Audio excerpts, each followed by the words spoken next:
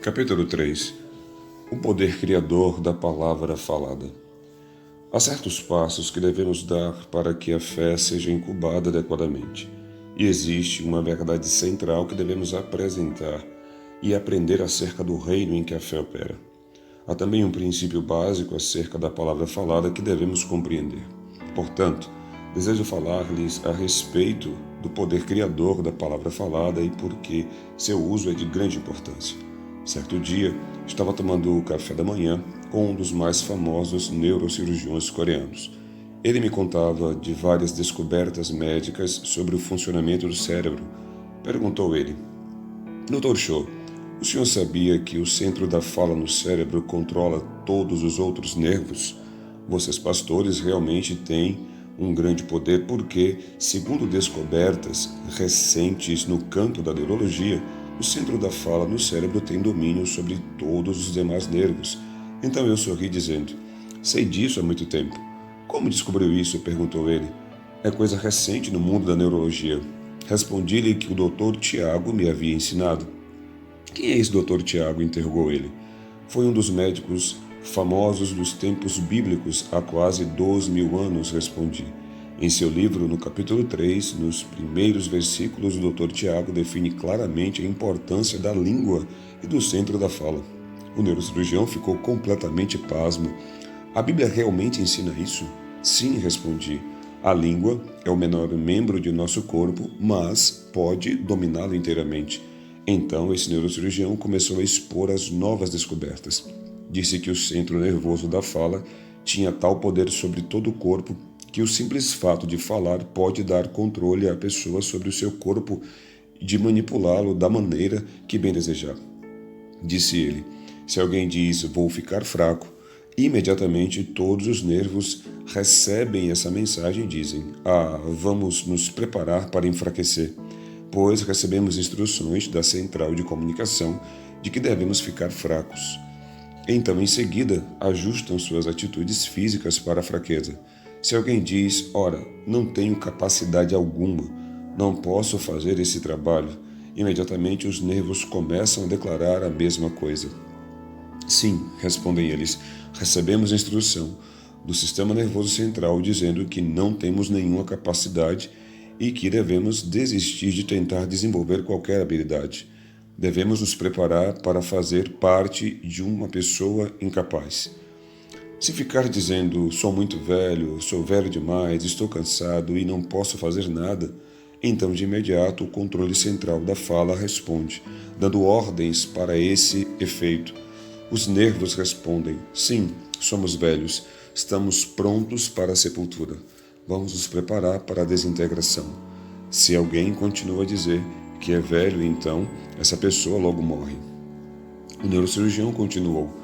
O homem nunca deveria se aposentar. Uma vez que se aposenta, fica repetindo para si mesmo, sou aposentado. E todos os nervos começam a reagir de acordo com essa afirmação, tornando-se menos ativos e prontos para uma morte rápida, para uma vida pessoal de sucesso. Essa conversa significou muito para mim e teve grande impacto em minha vida, pois pude perceber que um uso importante da palavra falada é a criação de uma vida pessoal de êxito. As pessoas logo se acostumam a falar de maneira negativa.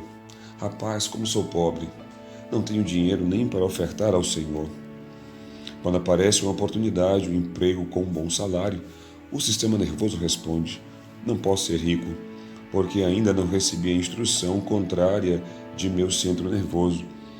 Espera-se que eu seja pobre, de modo que não posso aceitar esse emprego.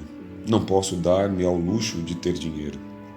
Coisas iguais se atraem, e uma vez que você age como se fosse uma pessoa pobre, atrai a pobreza. Essa atração, se permanecer consistente, permitirá que viva sempre na pobreza. Exatamente como a Bíblia falou quase 2.000 anos atrás. Assim é hoje. A ciência médica recentemente descobriu esse princípio. Esse neurocirurgião disse que as pessoas deveriam dizer a si mesmas, sou jovem, sou capaz, posso fazer o trabalho de um jovem, não me importa qual seja a minha idade cronológica. Os nervos dessa pessoa rejuvenescerão, recebendo poder e força do centro nervoso. A Bíblia diz claramente que quem controla a sua língua controla o corpo inteiro. O que você fala, você obtém. Se continuar dizendo que é pobre, seu sistema ficará condicionado a atrair a pobreza e você se sentirá à vontade com ela. Prefere ser pobre. Mas, se a pessoa se mantém dizendo que é capaz, que pode alcançar êxito, então todo o corpo será levado ao êxito. Estará pronta a enfrentar qualquer desafio e a vencê-lo. Esse é o motivo pelo qual nunca se deve falar de maneira negativa. Na Coreia temos o hábito de fazer uso frequente de palavras que dão conotação de morte. Expressões como está tão quente que estou morrendo de calor. Comi até morrer. Estou tão feliz que poderia morrer agora mesmo. E estou morrendo de medo. São muito comuns. Os coreanos repetem com frequência essas palavras negativas. É por isso que, através dos 5.000 anos da história coreana, temos estado constantemente morrendo, constantemente em guerra. Minha geração não viu paz total em nosso país. Nasci durante a Segunda Guerra Mundial, cresci durante a Guerra da Coreia e atualmente ainda vivo num país à beira da guerra. Antes que as pessoas mudem, devem mudar sua linguagem. Se não mudarem a maneira de falar, não mudarão a si mesmas. Se deseja ver seus filhos transformados, primeiro deve ensinar-lhes a usar a linguagem adequada. Se almeja ser jovens rebeldes e irresponsáveis transformados em adultos responsáveis, deve ensinar-lhes essa nova linguagem. Onde podemos aprender essa nova linguagem? No melhor livro de línguas de todos, a Bíblia. Leia a Bíblia do Gênesis ao Apocalipse. Adquira a linguagem bíblica, fale palavras de fé, alimente seu sistema nervoso com um vocabulário construtivo, progressivo, produtivo e vitorioso. Enuncie essas palavras, continue a repeti-las, de modo que tenha controle de seu corpo inteiro. Assim você se tornará vitorioso, pois estará completamente condicionado a enfrentar seu ambiente e suas circunstâncias e a alcançar o êxito. Essa é a primeira razão importante para usar a palavra falada, criar o poder de ter uma vida pessoal de êxito para os propósitos de Deus. Há um segundo motivo pelo qual necessitamos do uso do poder criativo da palavra falada. Ela não somente pode nos ajudar a ter êxito em nossa vida, mas o Espírito Santo também precisa que a usemos a fim de realizar os propósitos de Deus. Quando entrei para o ministério, sentia-me em luta até no meio de meus sermões e percebia impedimentos em meu espírito. Então o Espírito do Senhor descia ao meu espírito e era como se eu estivesse vendo televisão. Na tela de minha mente via tumores desaparecerem, tuberculoses curadas, aleijados que se apoiavam em muletas, repentinamente jogá-las de lado e andar. A Coreia está tão longe dos Estados Unidos que eu pouco tinha ouvido desse ministério de libertação e cura. Até os missionários que me cercavam ignoravam esse ministério. E conversar com eles só me trouxe mais confusão. Cheguei à conclusão de que esse era um impedimento criado por Satanás. Todas as vezes que isso acontecia, eu dizia: espírito de atrapalhação, saia de mim. Ordeno que saia de mim, deixe-me. Quanto mais eu ordenava, tanto mais claramente podia ver os doentes sendo curados. Fiquei tão desesperado que quase não conseguia pregar. As visões apareciam constantemente, de modo que me dediquei à oração e ao jejum, esperando no Senhor. Então ouvi o Senhor dizer a meu coração: filho, isso não é atrapalhação de Satanás.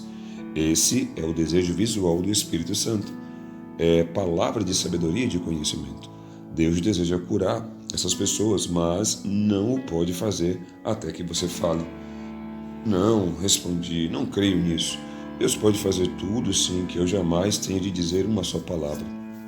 Mais tarde, li no primeiro capítulo de Gênesis, era a terra sem forma e vazia, e o Espírito Santo pairava sobre ela, incubando-a. Mas nada acontecia. Então, Deus me revelou uma importante verdade. Disse ele: lá estava a presença do Espírito Santo, a poderosa unção do Espírito Santo, incubando e pairando sobre as águas. Aconteceu alguma coisa nessa época? Não, respondi. Nada aconteceu. Então disse Deus: Você pode sentir a presença do Espírito Santo em sua igreja, a presença palpitante e penetrante do Espírito Santo, mas nada acontecerá. Alma alguma será salva, lar desfeito algum será reconstruído, até que você diga a palavra. Não fique simplesmente implorando as coisas de que precisa. Diga a palavra. Dê-me o material com o qual eu possa construir acontecimentos miraculosos. Como fiz ao criar o mundo, pronuncie-se, diga, haja luz, ou diga, haja um firmamento. A compreensão dessa verdade marcou um ponto culminante em minha vida. Imediatamente pedi perdão a Deus. Senhor, sinto muito, vou pronunciar a palavra. Mas ainda sentia temor, pois ninguém me havia ensinado nada a esse respeito. Também tinha medo de nada acontecer quando eu falasse. O que diriam as pessoas? Assim disse a Deus: Senhor, já que tudo isso me assusta um pouco, não vou dizer nada a respeito dos aleijados que eu vejo curados, ou dos tumores cancerosos que vejo desaparecendo. Pai, começarei com dores de cabeça. Depois disso, ao pregar visões de cura, vinham do Espírito. Mas, ao ver com os olhos da mente, aleijados sendo curados, tumores desaparecendo, ignorava-os. Eu dizia: alguém aqui está sendo curado de uma dor de cabeça. E instantaneamente essa pessoa era curada. Espantava-me que o simples fato de pronunciar essas coisas fazia com que viessem à existência. Pouco a pouco, adquiri mais coragem. Comecei a falar de sinusites que tinham sido curadas, depois da cura de surdos e finalmente falei de todas as curas que via com os olhos da mente. Agora, em minha igreja, nas manhãs de domingo, milhares de pessoas recebem a cura por meio desse canal. Por causa dos horários e da grande quantidade de cultos, tenho de agir rapidamente, de modo que, enquanto estou em pé, o Senhor me mostra as curas que estão acontecendo e as menciono. Simplesmente fecho os olhos e profiro a palavra. Em reconhecimento da cura que foi operada, as pessoas se levantam. Elas se levantam quando é mencionada essa doença particular da qual foram curadas. Durante esse tempo do culto, muitas pessoas em todo o auditório levantam-se reivindicando a cura. Assim aprendi um segredo. Antes que se diga a palavra, o Espírito Santo não possui o material adequado como o qual criar. Se o Espírito Santo conceder fé a seu coração para remover a montanha, não ore nem suplique que a montanha seja removida. Antes diga, seja removida para o meio do mar. E isso acontecerá. Se aprender isso e habituar-se a falar sobre a unção do Espírito Santo e na fé que Deus lhe dá, então verá muitos milagres em sua vida. Dar assistência a 50 mil membros regulares não é uma tarefa fácil. Temos um serviço de atendimento telefônico 24 horas por dia em nossa igreja e os assistentes trabalham o dia todo recebendo chamadas e dando instruções.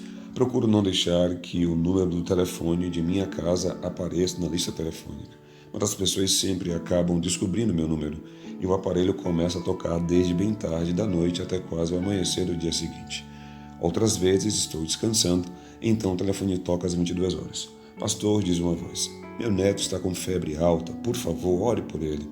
Às 23 horas, outra voz soa ao telefone. Meu marido ainda não voltou do trabalho, por favor, ore por ele. E eu oro. À meia-noite, o telefone torna a tocar e uma mulher chorando me diz, meu esposo chegou aqui em casa e me espancou. Ah, isso é terrível. Já não desejo viver. Assim tenho de orar por ela. A 1 hora da madrugada, recebo o telefonema de um homem bêbado que me diz, minha esposa frequenta a sua igreja. O que o senhor lhe ensina para que ela se comporte dessa maneira? Então lhe dou uma explicação detalhada. Ainda de madrugada, chega um chamado do hospital. Pastor, a pessoa está agonizando. Poderia vir e orar por ela? Seu último desejo, antes de morrer, é ver o Senhor. Assim, livro-me do cobertor e saio correndo para o hospital. O telefone toca tanto que às vezes simplesmente desligo o fio da tomada. Exclamo, simplesmente me recuso a viver dessa maneira e vou para a cama. Mas o Espírito Santo fala-me ao coração. Você está sendo um bom pastor?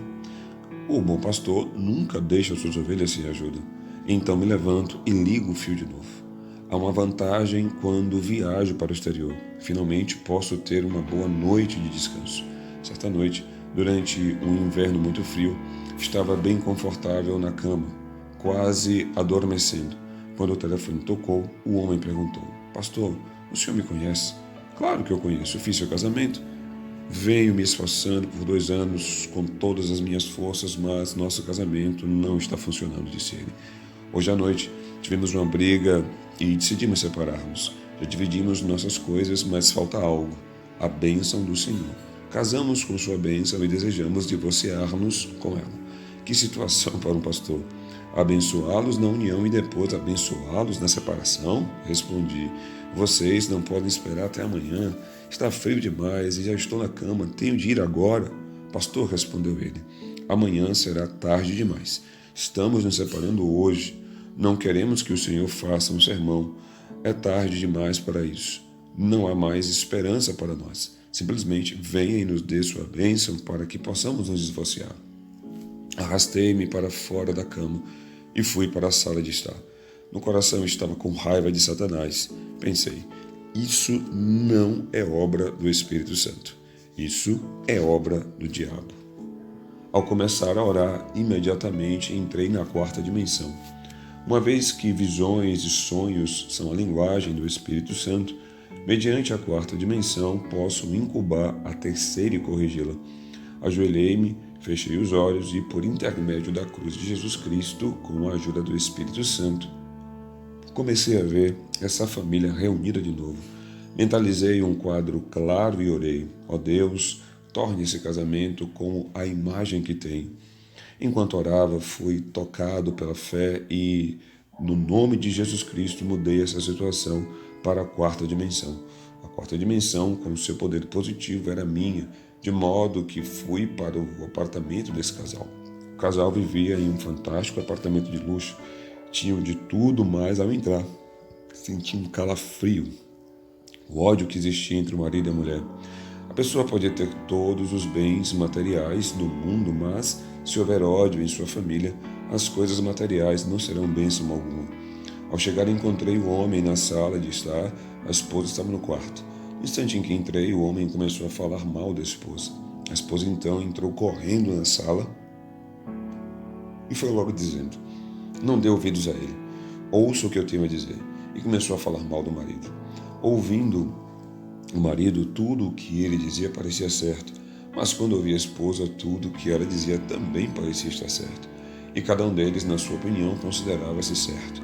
Ambos tinham razão, e eu fiquei ali espremido entre os dois.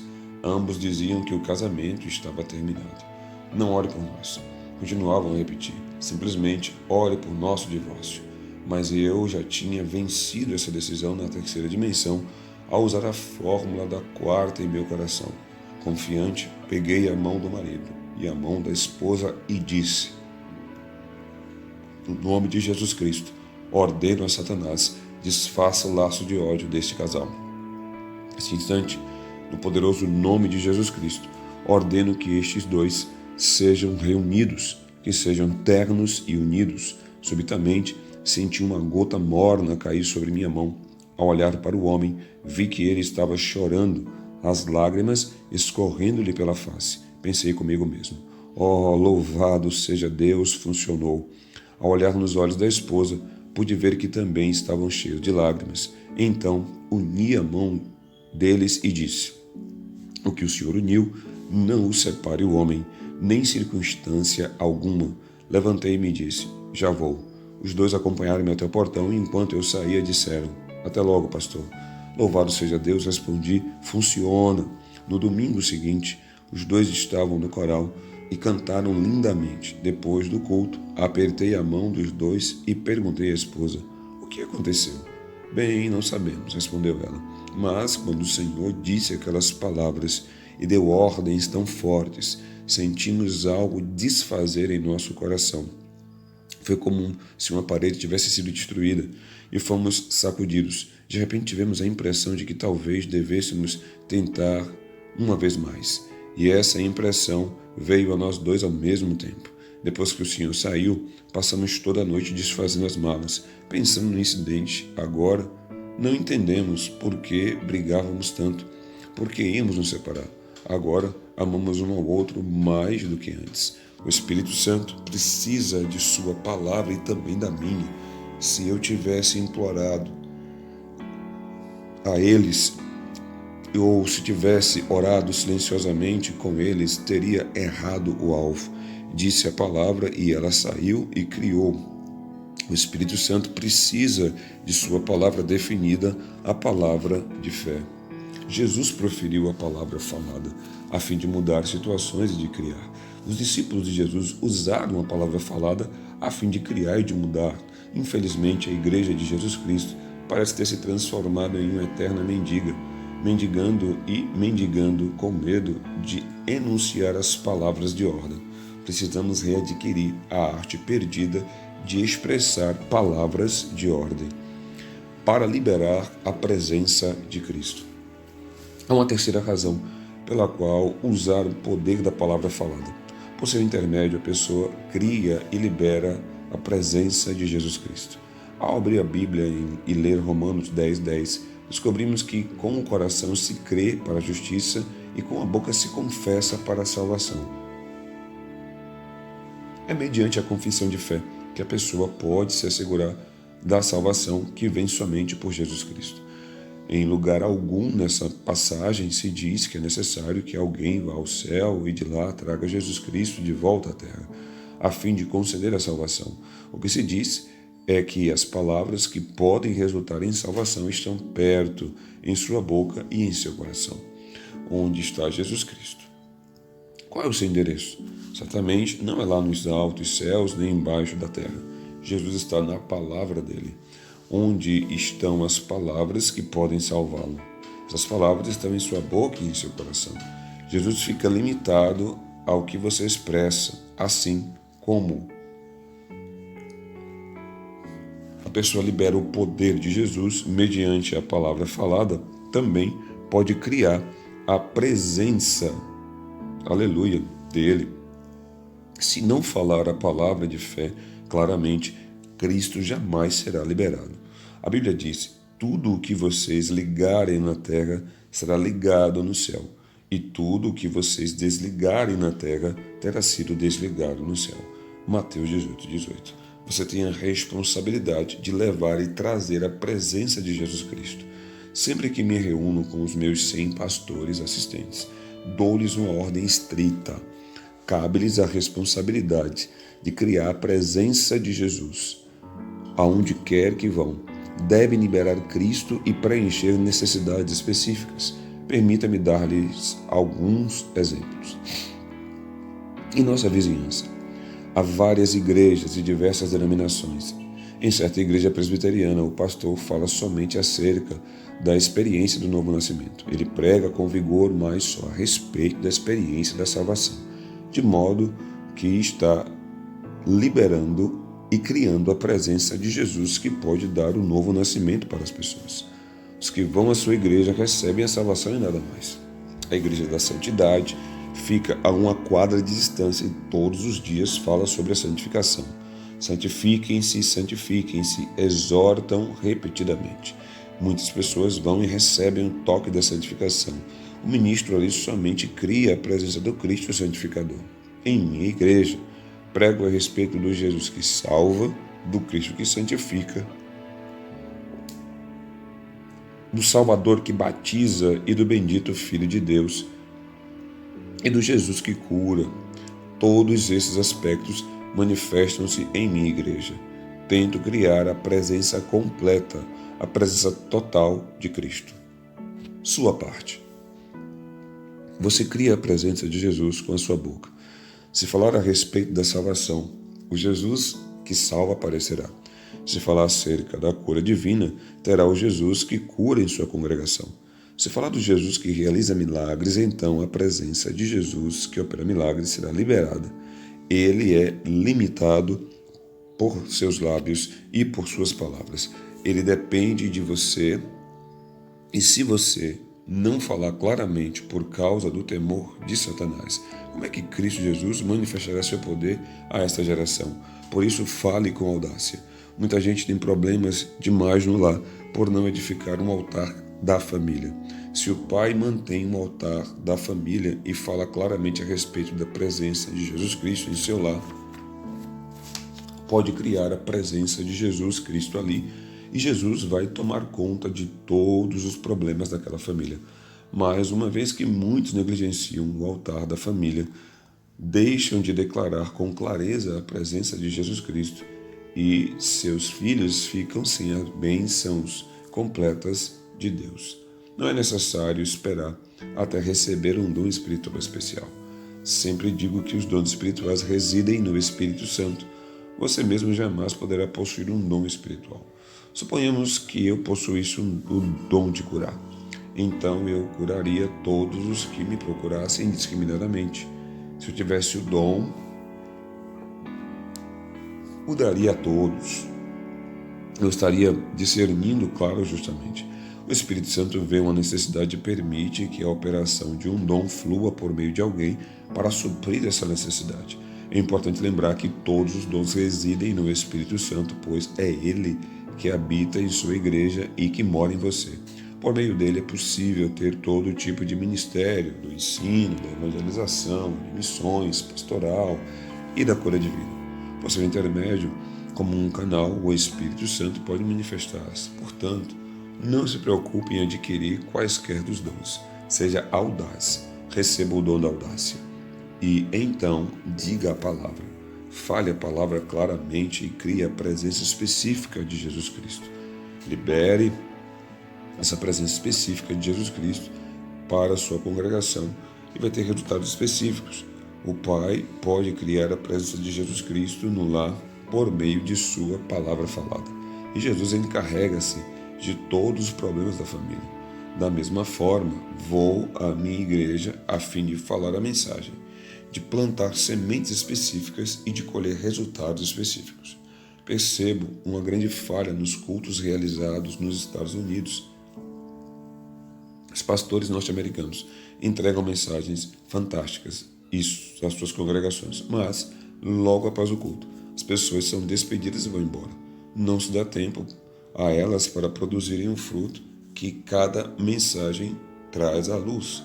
Recebem a palavra falada, mas não têm o tempo de orar para que ela se implante em sua vida de maneira que se torne parte delas. Nos Estados Unidos, os cultos terminam cedo demais. Dê tempo à congregação, abrevie os avisos e os momentos especiais, entregue a palavra e deixe que o povo tenha mais tempo para orar junto.